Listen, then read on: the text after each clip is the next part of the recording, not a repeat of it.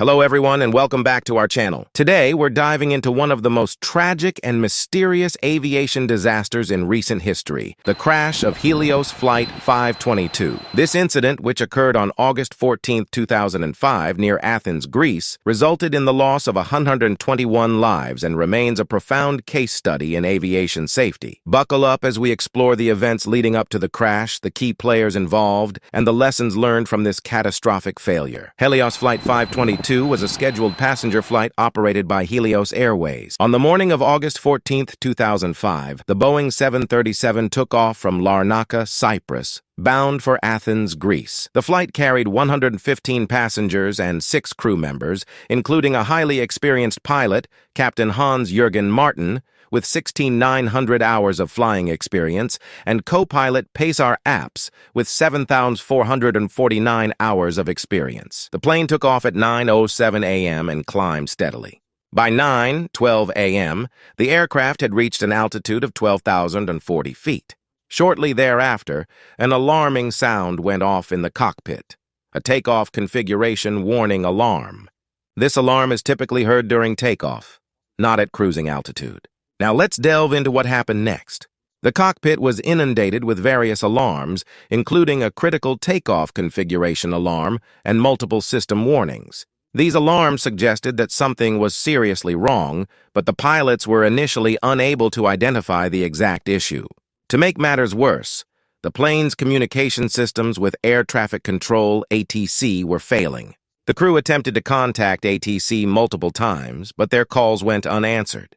The aircraft continued to climb to a cruising altitude of 34,000 feet, with increasing alarm sounds and a lack of communication with the outside world. As the situation worsened, passengers and crew began to experience oxygen deprivation. Oxygen masks automatically deployed, but panic spread among the passengers. Meanwhile, a flight attendant named Andreas had a critical role to play. With the pilots incapacitated, Andreas bravely entered the cockpit and attempted to control the aircraft.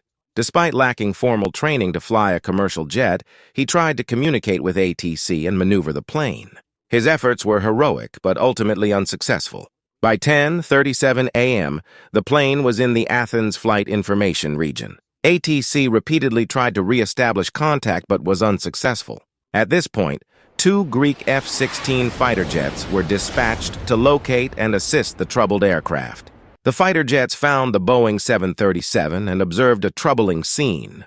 The pilots were unconscious and the passengers showed no signs of life.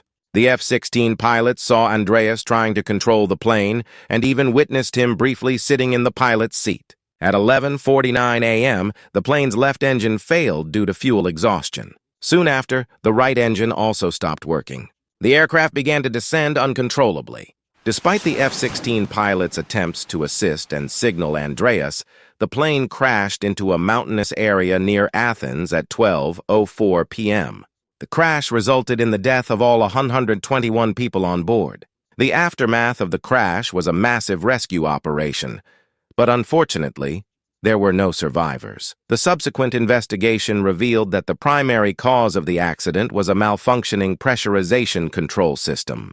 The plane's pressurization system was set to manual mode, which led to a lack of oxygen in the cabin.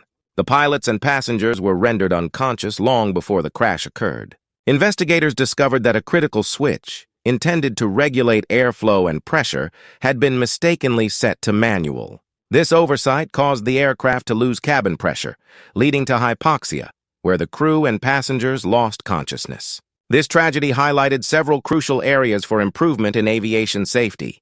It underscored the need for rigorous checks of aircraft systems before flight, better training for all crew members, and improved emergency protocols. As a result of this incident, aviation authorities around the world enhanced safety regulations, including more stringent checks on aircraft systems and improved training for handling in-flight emergencies. Thank you for joining us as we explored the tragic story of Helios Flight 522.